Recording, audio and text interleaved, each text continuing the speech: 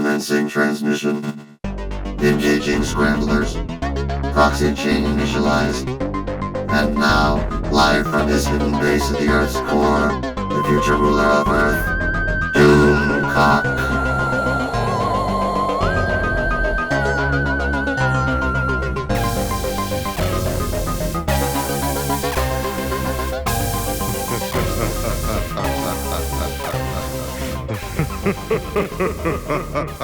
My friends, as we speak, the Magic Kingdom is in upheaval. Extremist elements inside Disney, funded and organized by enemies of Bob Chapek, are taking advantage of recent developments associated with the so-called Don't Say Gay bill to mount an internal rebellion designed to push Disney permanently to the extreme left. As a result, a darkness has descended over Disney this past week.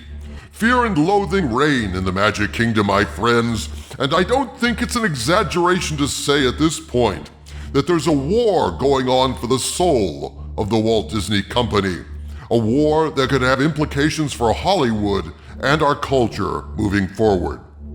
My friend and ally, WDWPro, who posts over at thatparkplace.com, contacted me with something akin to alarm a few days ago.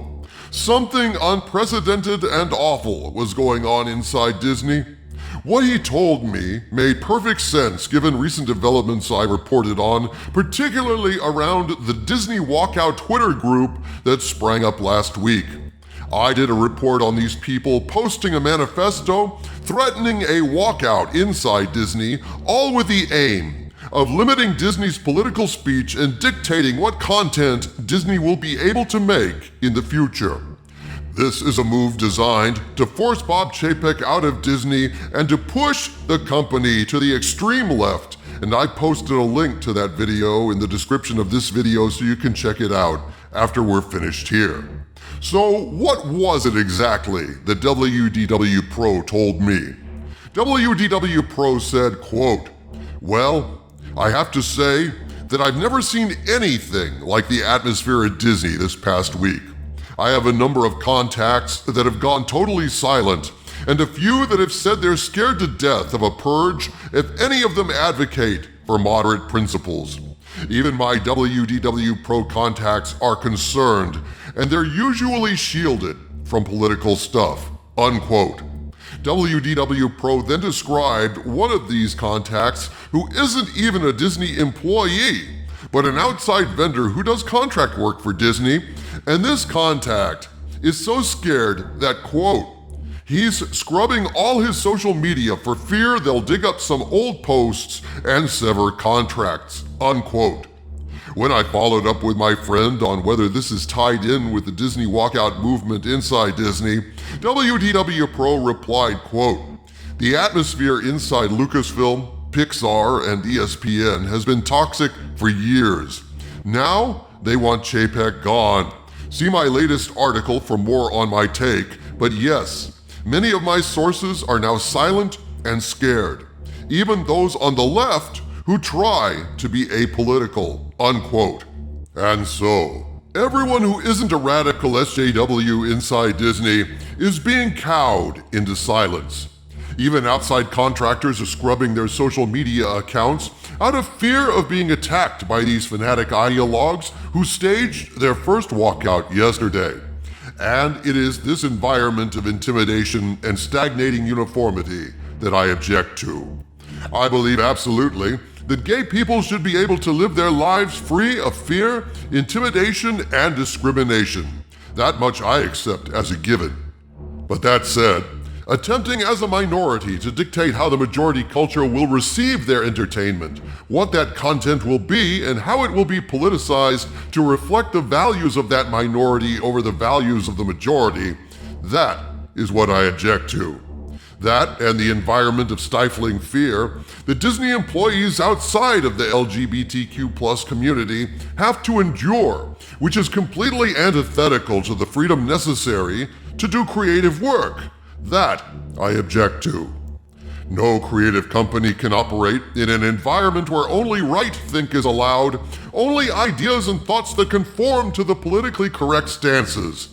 This is intolerable to creative people, and thus to fans who hope to just enjoy their entertainment free of preaching and politics. And that is what is endangered right now. That and the culture of the majority that has suffered so greatly in this woke era. So all that said, how did all of this come about? And what does the future hold? Here is some background on how things got so damn awful in the so-called happiest place on Earth. Things went to hell under Bob Iger. That's the bottom line. Under his tenure, these radical SJWs were actively recruited into Disney, and that's when the ticking time bomb was planted. Bob Chapek, being a Hollywood outsider who comes from a business background, understands the simple fact of the matter that in business, profits matter. It's sad that in 2022, so many Hollywood types have forgotten that films are a business, and that businesses aren't supposed to indulge in propaganda, but in that old-fashioned capitalist activity, making money. And making money presupposes that the product being sold is one that appeals to the public and has a certain level of quality. They seem to have forgotten that much at Disney under Iger. To that end, about 18 months ago, I reported a rumor that Disney was going to move away from wokeness in their content to end fan abuse online and squarely focus once again on making fine family entertainment free of politics and heavy on marketability and profit. My Hollywood spies who provided me with this rumor have been proven correct insofar as Chapek and Arnold have recently been taking steps to shift the company back to the center. Chapek published a memo at the start of the year stating unequivocally that the focus moving forward will be on fans, treating fans as Disney's Northern Star. Arnold is rumored in her first meeting with executives to have chewed bubble gum and kicked ass, pointing out that the days of ideologically abusing fans on social media are done. In the corporate world, change moves slowly. My reporting on this was way ahead of the curve, and it took Chapek this long to bring Arnold in and put the process of centering Disney in motion. And the reason for that is there's massive resistance to change within Disney, and lately it's only been getting worse as the wokies realize their days are numbered, and as a result, they're digging in and trying not only to resist moving to the center, but actually to push Disney to even greater extremes than before in what can only be described as a hostile takeover. This is, perhaps, not surprising when you consider what's been going on all this time under Iger. Remember, Iger wanted to run for president as the Democratic Party nominee, and because of that, he spent years bolstering his cred in that regard, instituting hiring policies and pushing content that would, he felt, reflect well on him when it came time for him to make a run for president. Chapek, on the other hand, had no political ambitions. He simply wanted to make Disney as profitable as possible. And since wokeness has proven to be box office poison time and time again, Chapek and Arnold have wanted to move the company out of the culture wars, stake out a position in the center, and get back to making great family-friendly content free of social engineering agendas. Unfortunately, this has proven to be an uphill battle all the way. Given the fact that under Iger, Disney was recruiting the most far-left elements they could find from Ivy League institutions and the like, shifting Disney even modestly back to the center has proven to be far more difficult than Chapek first imagined. Iger basically stacked the employee pool with so many SJWs and woke wankers, the internal culture of Disney has shifted to radical extremes, filled with people who don't really give a shit about stories. They just want to bully, shame, and indoctrinate people into accepting their political aims. Classic propaganda practice. It's no wonder that so much Disney content sucks these days, since these woke assholes are not storytellers. These people are not capitalists.